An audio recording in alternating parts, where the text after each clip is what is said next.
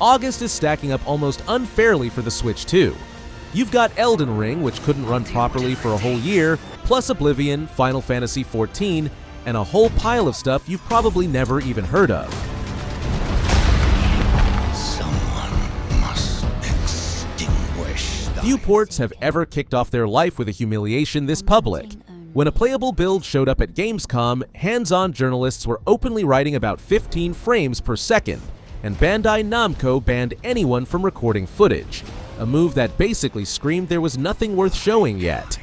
The culprit turned out to be the Switch 2's ARM processor, plus the fact that Elden Ring's engine doesn't do DLSS upscaling, so the release slipped by nearly a year for optimization. This is also the first From Software game on Nintendo hardware since Dark Souls Remastered.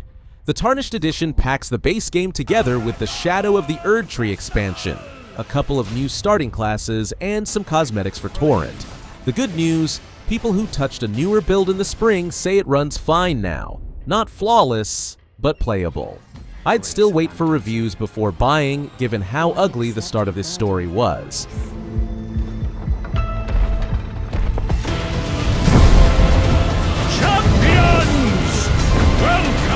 And fight back the Daedra to close shut the jaws of Oblivion. Cyrodiil is finally reaching a Nintendo console for the first time ever, and the way this thing was assembled still earns my respect and my suspicion in equal measure.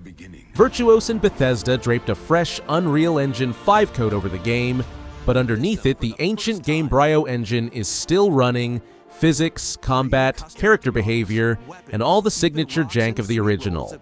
So it's essentially two engines in one body, and every bit of the old machinery is alive, quirks included.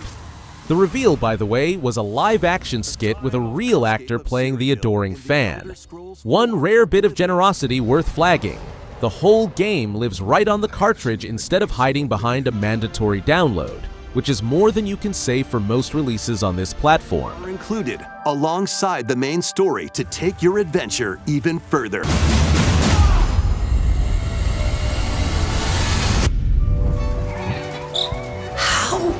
Can it be winter all of a sudden? A grim Pinocchio fairy tale wearing a Souls-like costume finally makes its Nintendo debut. The whole thing revolves around Geppetto's puppet in the city of Krat, styled after Europe's Belle Epoque, and it wears its debt to Bloodborne openly rather than hiding the influence. The complete edition bundles the base game with the Overture prequel expansion, which used to be sold separately.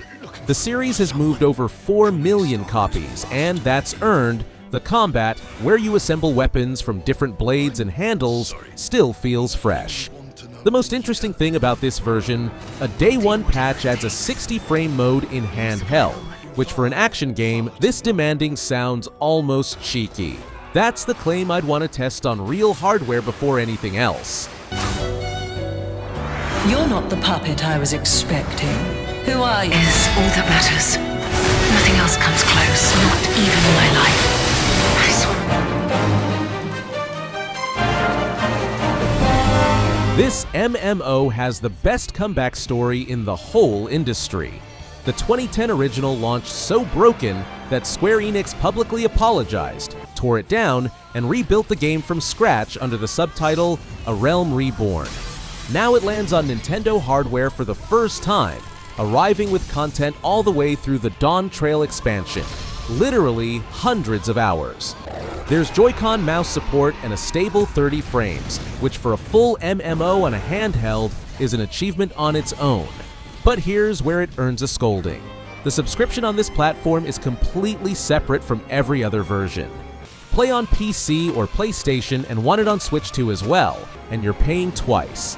They softened it with a 50% discount for existing players, but the sour taste lingers, and the gripe here is aimed more at the policy than the game.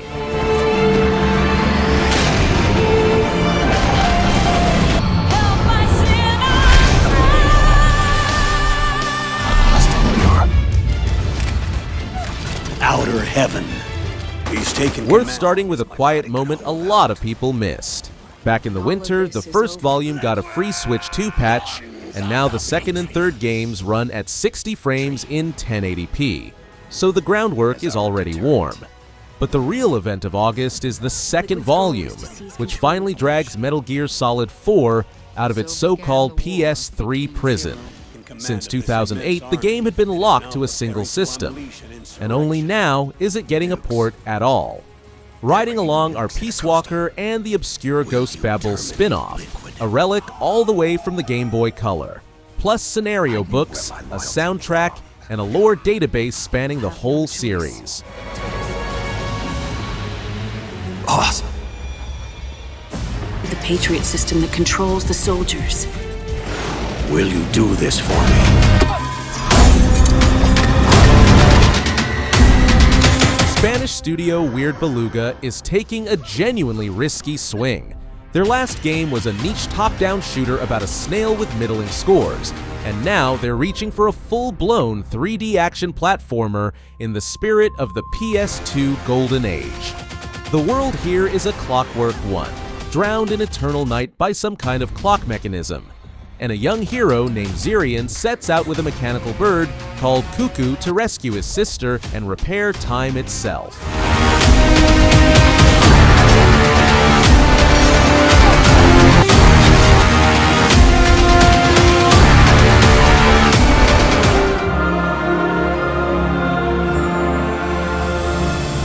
A demo for this tactics game just landed on consoles, and it's the perfect way to figure out whether it's your thing at all. The genre is an acquired taste. It's set in a brand new world, separate from the earlier entries, and the developers deliberately made it welcoming to newcomers. On top of 6 story campaigns, there's a mission mode where you pick one of 24 factions, each with its own victory condition.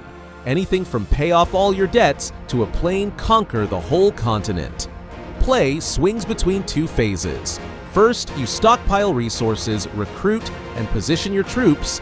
Then everything gets decided on hexagonal fields with elemental attributes and monsters bound to your officers. For a genre that's usually stingy with variety, the sheer volume of content here is substantial. Ça devrait suffire. C'est prêt? The mechanic at the heart of this cozy game is surprisingly unusual. You don't just bake, you see into people's hearts and heal their emotional wounds through pastry. It's essentially a narrative RPG dressed up as a bakery sim. You play as a young witch named Lune, who arrives in modern Paris to open her own shop, and each day splits into 3 phases. Mornings behind the counter, evenings wandering the city and digging into your friends' troubles, nights resting and leveling up your magic. The project raised money on Kickstarter and cleared over 150,000 wish lists on Steam, and its main theme was written by Cécile Corbel, familiar from Ghibli's Ariadne. The cozy genre is packed to the rafters right now, so the whole question is whether the game carries on the strength of its emotional storytelling rather than just a pretty picture. La magie existe. Certaines personnes peuvent la voir, d'autres non. Mais tout le monde, je reviendrai. Pourquoi tu pars? Tu vas où? Je vais ouvrir une Friends boulangerie. walk around a big open world and talk to each other. Talking in Big Walk feels pretty One of the natural. developers openly admitted that after 6 years of work, he's simply scared to release this game. And that kind of honesty wins me over more than any marketing. At its core, it's a co-op where a group of friends walk through a big open world and solve puzzles, and the whole soul of it is communication. Your voice shifts depending on how close you are to each other, and when you can't talk, you're stuck waving your arms, pointing and juggling ridiculous gear like megaphones, laser pointers, and cowbells. You can gather anywhere from 2 to 12 people, there's crossplay, and the price is tiny. It's made, by the way, by the same folks who gave the world that troublemaker Goose. It is up to you. You can play with just 2 of you. Hello. Sometimes it's nice just to sit by a creek and listen to the wind in the trees. I am Charles, and I have been tasked with guiding you today. Picture Dead by daylight after a lobotomy of pure sweetness, dressed up as a cute horror. That's this. Asymmetric hide-and-seek in a world of Japanese folklore. The team of humans tries to survive until the timer runs out, while the team of monsters hunts them down, and the creatures can pass through walls and tear around at absurd speeds while the humans fight back with lanterns that stun their pursuers. Matches are short, 3 minutes each, Up to 8 players online or on the couch, and through GameShare, your friends can join even if they don't own a copy. It launched in Japan back in the fall, and now it's going worldwide. I'll be honest, asymmetric multiplayer lives and dies with its player count, so the whole thing hinges on whether an audience actually shows up. Are here to welcome you. However, there's just one smother, and you'll achieve things you can't do on your own. If you can outrun the monsters.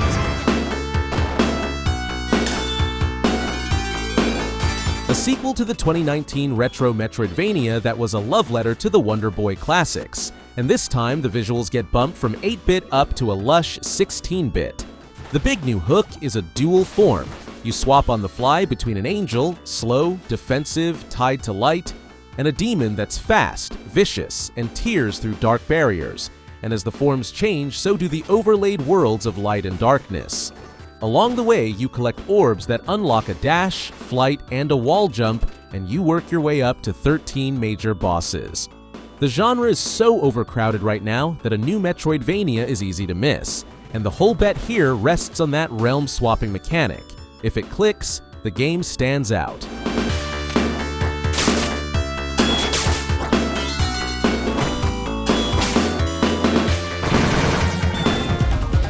prove that I'm a fighter. Keep up, if you can! August kicks off the 4th season of Fighters on Switch 2, and leading it is Yasmine, a woman from the Philippines who fights in the Eskrima style and wields a curved karambit knife, which makes her approach cheekily fast and aggressive. Her backstory has a hook. She learned to fight alongside her older brother under her grandfather's watch, but put the knife down after his sudden disappearance, and only picked it back up after binging videos of a certain French supermodel, meaning Manon, who's already on the roster. That kind of connective tissue between characters is a nice touch. She arrives alongside a balance pass across the whole cast, so the meta gets a light shakeup. And further down the season, they've promised 3 more, including guest fighter Tifa from Final Fantasy.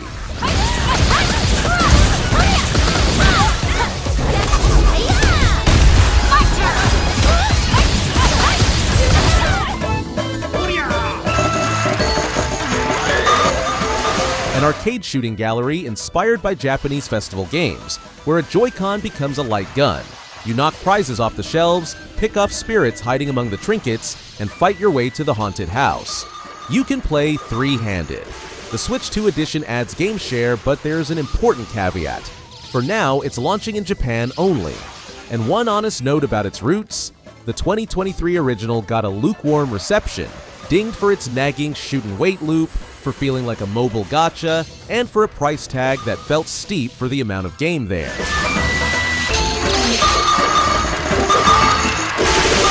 Copy is stolen. You have to take matters into your own hands.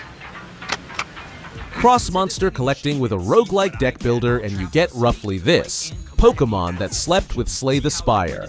You tame creatures called Montabi to save the city, and you fight on a tactical 3x3 grid, playing cards.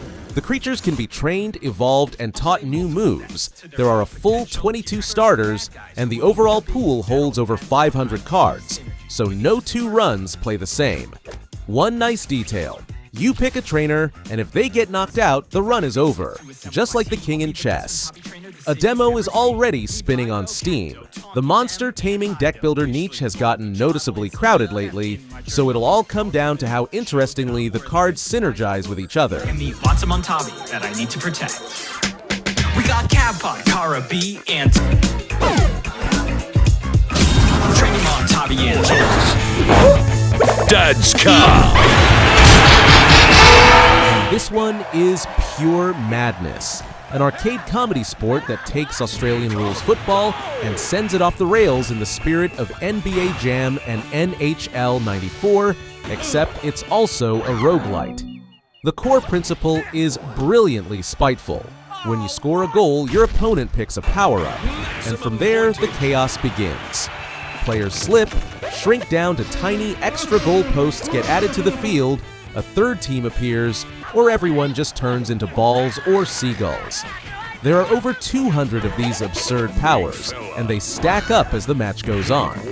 It's all commentated by Broden Kelly of Auntie Donna, and the ridiculous suburban clubs got their own anthems from a co-creator of Danger 5. Footy! It's Aussie rules. This is where the game footage goes. Yeah.